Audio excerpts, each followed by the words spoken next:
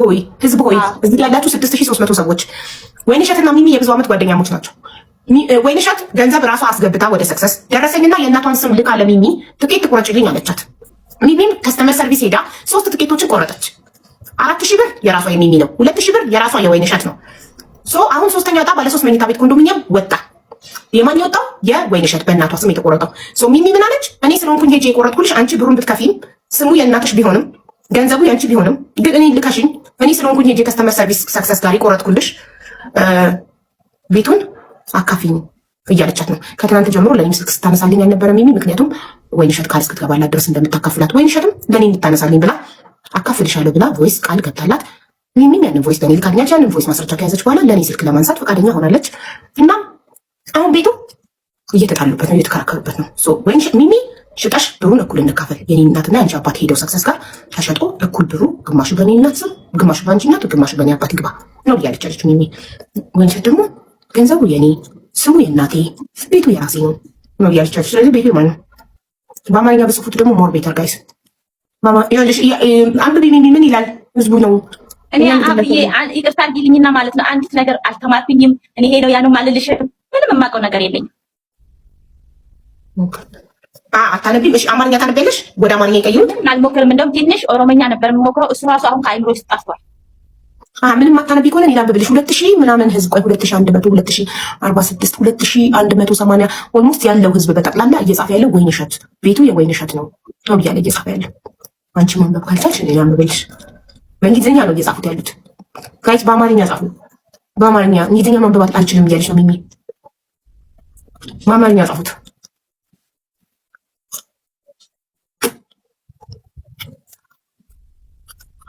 በአማርኛ ጻፉት ጋይስ። ቤቱ የወይንሸት ነው ካላችሁ በአማርኛ ቤቱ የወይንሸት ነው ብላችሁ ጽፋችሁ ታይምስኝ።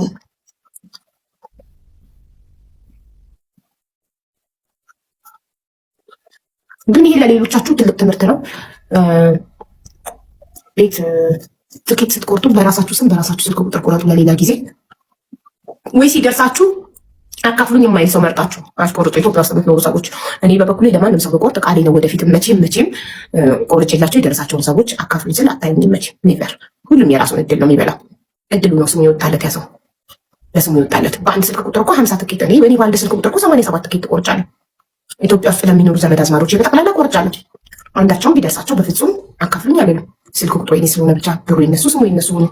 ይሄን የተፈጠረው ወይንሸትና ሚሚ መሀል አሁን የወይንሸት ባለ ሶስተኛ ዕጣ ነው። ባለ 3 መኝታ ቤት አንደኛ ዕጣ የወጣላት ምሳሌዋ ህዝብ ሆይ እዚህ ያላችሁ 6000 ጉድ እኮ ነው እናንተ። የጓደኛ ምቀኛ፣ ከእንደዚህ አይነት የጓደኛ ምቀኛ ፈጣሪ ጠብቀን ሁላችንም። ሰላም ቤተሰብ፣ እንዴት ናችሁ?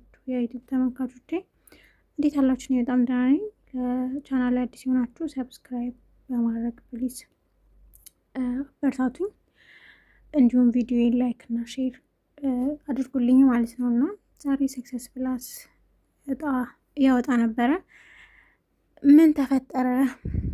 ሀቡ እስኪ ስሙና ፍረዱ፣ ቤቱ የማን ይመስላችኋል እያለች ነበረ እና እናንተም ሰምታችሁ ፍረዱ። ሀሳብ አስተያየታችሁን ኮሜንት ላይ ጻፉልኝ። እኔም የራሴን ሀሳብ አስተያየት እሰጣለሁ። ምንድን ነው የሚለውን አጠር አድርጌ ስነግራችሁ ሚሚና ወይንሸት ጓደኛሞች ናቸው እና ሚሚ እጣ እንቁረጥ ብላ ወይንሸትን ትላታለች ማለት ነው። ወይንሸት ደግሞ አይወጣልንም፣ ምን ያደርጋል አይወጣልንም፣ አልቆርጥ ምናምን ነገር ስላት ባይወጣልንም ሰውን መርዳት ነው እና እንቁረጥ ትላታለች። ወይንሸትም እሺ ትልና ራሷ ብር አስገብታ ያው ወደፊት ትከፊኛለሽ ብላ ከራሷ 6000 ብር በኢትዮጵያ ማለት ነው አስገብታ ሪሲት ወደ ሰክሰስ ማለት ነው ሪሲት ለጓደኛዋ እጣ እንድትቆርጥ ትልክላታለች።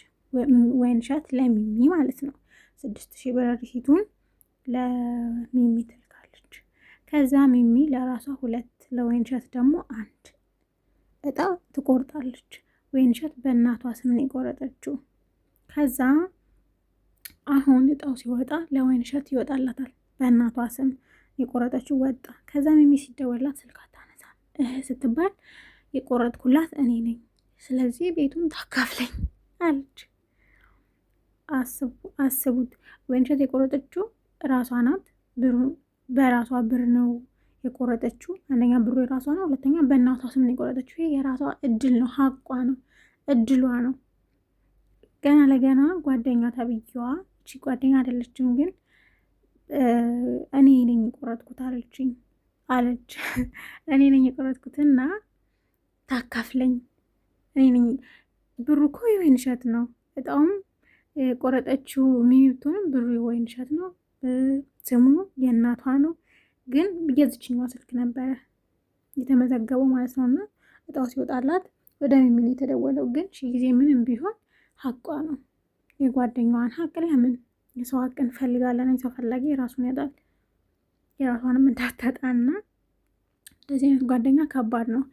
እስኪ እናንተ ስሙን ፍረዱ እያለች ነበር ሀቡን ማለት ነው። አብዛኛው ሰው ኮሜንት ላይ ሁሉም በሚባል ደረጃ ቤቱ የወይን እሸት ነው የሚገባው ለወይን እሸት ነው እያለ ነበረ። ልጅቷ ሚሚ ተብዬዋ ስልክ አልመልስም ስትል ወይን እሸት እሺ አካፍልሻለሁ ብላ ቃል ገባችና ቮይስ ላከችላት ማለት ነው። ከዛ ያው ሚሚም ታካፍለኛለች ቃል ገብታልኛለች ብላ ለሀቡ ሪካርዱ ላከችና ለሀቡ ስልኩን አነሳቸው አወራቻቸው ማለት ነው። ከዛ ሀቡ ሁለቱንም አስቀምጣ ቤቱ ለማን ይገባል እስኪ እናንተ ፍረዱ እያለች አብዛኛው ኮሜንት ላይ ለወይን እሸት አለ። እኔም የግል አስተያየቴን ትሰጥ ይሄ ራሴ ሀሳብ ነው። ቤቱ ለወይን እሸት ነው የሚገባው። ምክንያቱም የቆረጠችው ራሷ ናት፣ የከፈለችው ራሷ ናት፣ የራሷ ብር ነው፣ ስሙ የራሷ ነው ማለት በእናቷ ስም ነው የቆረጠችው። ያቺኛዋ ያደረገችው አስተዋጽኦ ሪሲቱን ለሰክሰስ መላክ ብቻ ነው እና የእጣ ቁጥር መቀበል ማለት ነው። ከዛ ውጭ ምንም ያደረገችው ነገር የለም። ግን እኔ ነኝ የቆረጥኩላት እንቁረጥ ብዬ የሚያበረታቷት ያነሳሰዋት እኔ ነኝ። ስለዚህ ግማሽ ይገባኛል ቤቱን ታካፍለኝ ብላለች ማለት ነው። እቺ ውርደታም የጓደኛ ምቀኛ። አሁን የሴት ጓደኛ አያስፈልግም። የምር እንኳን ደስ አለሽ ጓደኛ ይወጥልሻል ምናምን ነገር ደስ ይላል ብትላት ምን አለበት አካፊኝ ከምትል። እና እናንተስ ምን ትላላችሁ? ቤቱ ለማን ነው የሚገባው? ለወይን እሸት ወይስ ለሚሚ ወይስ እኩል ይካፈሉ? ምን ትላላችሁ? እስኪ ያላችሁን ሀሳብ አስተያየት ስጡ። ቤቱን ይካፈሉት ወይስ ወይን እሸት ናት መውሰድ ያለባት? እኔ በግሌ ቤቱ የወይን እሸት ነው፣ ሀቋ ነው፣ እድሏ ነው። ማካፈልም አይጠበቅባትም። ሙሉ ቤቷን መውሰድ ያለባት ወይን እሸት ናት ብዬ እላለሁ። እናንተስ ምን ትላላችሁ?